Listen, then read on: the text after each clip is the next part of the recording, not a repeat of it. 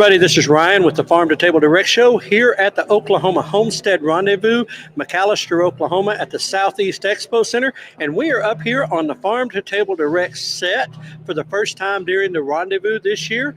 But listen, here's who we're with. We're with David and Holly Lacy from Glory Hills Homestead. Now, I know they were just on the channel with us via remote the other night, but now we're sitting down live on the same set. We've had a chance to talk with them and visit in person, face to face, and there's nothing better than that anyway, to get eyeball, handshake to handshake, and get to know people a little bit better. But we invited them up, and they agreed to come up and sit down with us. So we're going to just jump right in with them. And so welcome to the show in person. Thank you for having us. It's so nice to meet you guys in person, and yeah, it's great.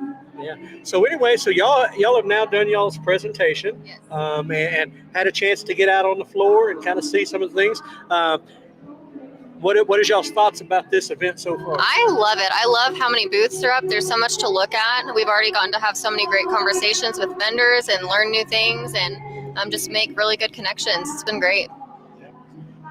It's also kind of cool because after our speech, we connected with a couple, and one thing that we're big on is connections, as well as you guys. Right. And so there's stuff that they knew that they talked to us about. Again, it's stuff that we can learn and grow together versus us just knowing and teaching. Right. And that is the benefit, is the knowledge can go both ways. Yeah. And I know we, sitting in, and like I said, even doing my own presentation, and then you talk to them afterwards, and you're always, I don't know if y'all are this way, I don't know how many of y'all have done of these, but like for me, it's like there's always that afterthought, like, oh, I should have said that, But I do enjoy the connection after, and that's really where it's at. And that's what all this is about anyway, is the connection.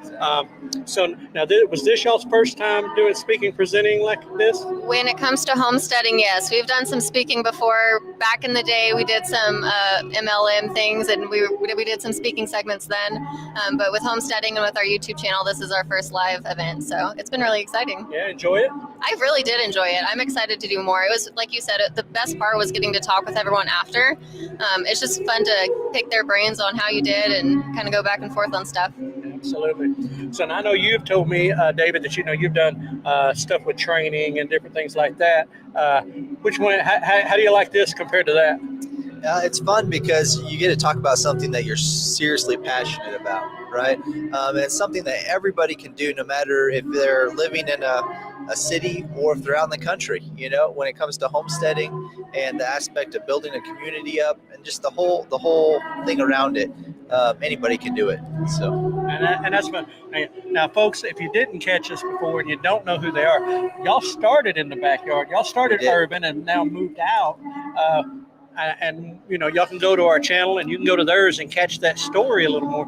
But what was it like, the mental jump to go from 9 chickens and 2 pig in the backyard to now what you have with the cows and the pigs and the chickens and everything else? A little overwhelming, because what we did is we jumped head first into it and thought, man, we're going to sink or swim. And for a lot of it, we were holding our head above the water. But again, you just kind of learn and over-adapt and overcome. So, well, I think that strength is what it's about. Yeah, just well, he basically said it. But yeah, there's always a huge surge of new ideas and then implementing, and then it's always a refining after that. So you have these big ideas, you add the new animals, you add the new projects, and then you refine a little bit, and then you keep going, and then you refine a little bit, and then before you know it, you kind of know what you're doing, and it's actually really fun. Well, I know that's we've talked to others, and one of them, their system, they're doing infrastructure or whatever it is. They do one project, Yes. and they don't touch another project until that one is done, because otherwise they'll never get anything done. And I had to feel a little. I told her that she was reading my mail, because it's like I'm guilty of that, and my wife hates that about me, because I'll start but never finish, and it's like so. But yeah, so listen, y'all. Now, have y'all been to other homesteading events just as an attendee? We went to the Okie Homestead event 2 years ago, correct? Right. We weren't able to go to the one last year, but we do like coming to these events. So, now that you've been there both as an attendee and then now as a presenter, so now you've got both experiences, what do you see as the value of these in the homesteading community? I think the value is huge because you're able to connect with like-minded individuals, and we wouldn't be able to do half of what we do without our community. The only reason I'm here today is because I had someone milking my cow this morning, and that wouldn't happen without the community. So here at these events, you're able to connect, build your community, find people who live local to you and also just in different parts of the state, and just build your network of people that you can call on, that you can help if they need help. But just building a like-minded community is so vital and important. Well, I think that's one. Bro, you got any questions? You're sitting over here being quiet today. No, I'm being mostly quiet over here because it's so loud out there. It's hard for me to hear what's going on set here. I know that everybody out here in the audience can hear what's going on because of our microphones and stuff. But anyway, yeah, we're about building the community, right? And so our primary interest in our channel is to promote the homesteading community to the best of our ability. And as Joel Salatin has said it in his latest book, it's a homestead tsunami that's out there right now. Have you guys noticed any patterns, or other people, a lot more channels beginning to blossom more and more these days? Yeah, I think I have, and especially so back in the last election season, there was a huge boom in homesteading channels, and I think we're going into that again right now. So I think people are kind of starting to wake up and think, hey, a second wave of it, but I feel like people are starting to think I probably should know how to grow my own food. It probably wouldn't hurt to have a few chickens. My freezer is empty. How do I fill that myself? And so I do think there is another wave coming of just channels and platforms growing, of just people wanting to learn how to be more self-sufficient, but also community sufficient. Well, I think that's a vital important thing. He referenced Joel's book, and he was talking about that tsunami, in which I'm reading the book, and so far, from chapter 1 and preface all the way through, it's packed with wisdom, I guess you might say. But we were talking his opinion that he was alive and an adult when the Back to the Land movement happened in the 70s. And he said, that lasted for a while, but it wasn't a big thing. He said because he travels around the country doing these events, he's seeing it everywhere, and the attendances are growing, and the channels are growing, and so he sees it as a different field than the old stuff, and that's why he called it a tsunami, was because he said that's what he thinks is happening across the country and around the world. Well, and what's kind of crazy, if you look in the book of Revelations, right, it talks about, and we mentioned this before, how right. There's going to be wars and rumors of wars, and with those things, it creates the fear aspect. And also, you can't buy or sell or trade. Well, if you have your own community established, then you can do that among yourself, and you can get away from the dependency of, the big corporations. Right. So it's more that self-sufficient, right, community sufficient. Absolutely, and we talk about that. We talk about taking links out of the chain between you and your food.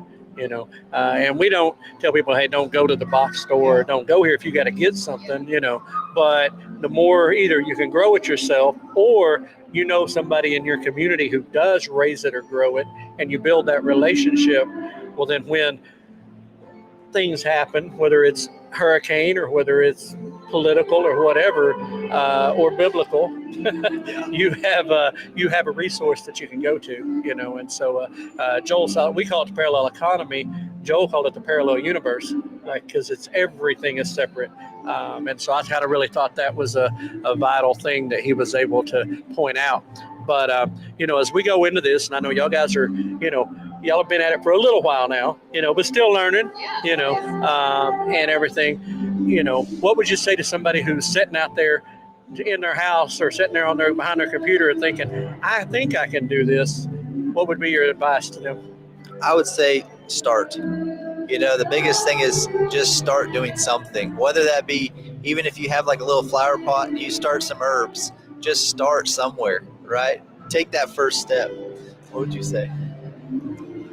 Once you do start, don't give up, because it's gonna get hard, especially the bigger you grow, the more animals you have, the bigger crops you have, there's more at risk. And so the more risk you have, things can go wrong that much more.